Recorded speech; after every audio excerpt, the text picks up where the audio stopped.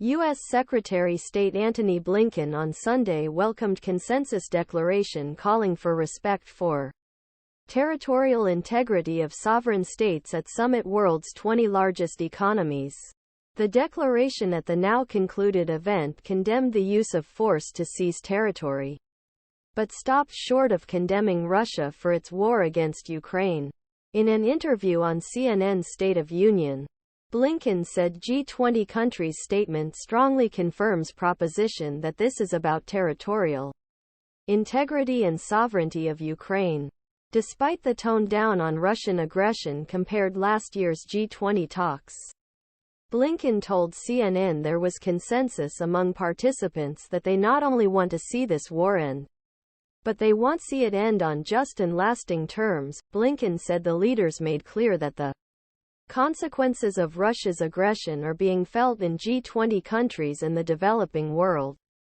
However, Turkish President Recep Tayyip Erdoğan said at a press conference at closing of G20 summit in New Delhi, India, that it would not be sustainable to exclude Russia from negotiations on resumption of Black Sea grain agreement. Erdoğan said Russia, Ukraine and Turkey will continue to discuss the grain agreement in order to support global food security. Food supply security. Asked by VOA's Ukrainian service whether Russia would step up its demands on Ukraine if Kiev accepts some of Moscow's conditions to revive deal, Erdoğan said Moscow had failed to keep West's promises regarding deal brokered by UN and Ankara. He stated his claim that Erdoğan stated that he accepted Russian President Vladimir Putin's offer to send free grain to African countries via Turkey and Qatar. Referring Russian Foreign Minister Sergey Lavrov, Erdoğan said, "In my meetings with Mr. Lavrov here, I reiterated that we should not limit this amount to 1 million and should look for ways increase it." Russia's most important demand for reviving grain agreement was reconnection of Russian agricultural bank, Rosselkhozbank, to SWIFT international payments system.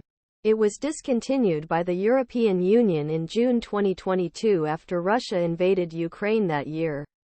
The United Nations told Russia in a letter seen by news agency on Friday that Russian agricultural bank branch in Luxembourg could immediately apply SWIFT within 30 days to ensure effective access of the bank international payments system.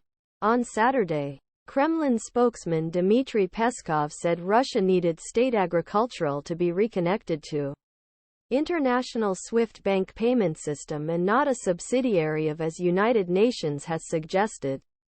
All our conditions are well known. They do not need comment.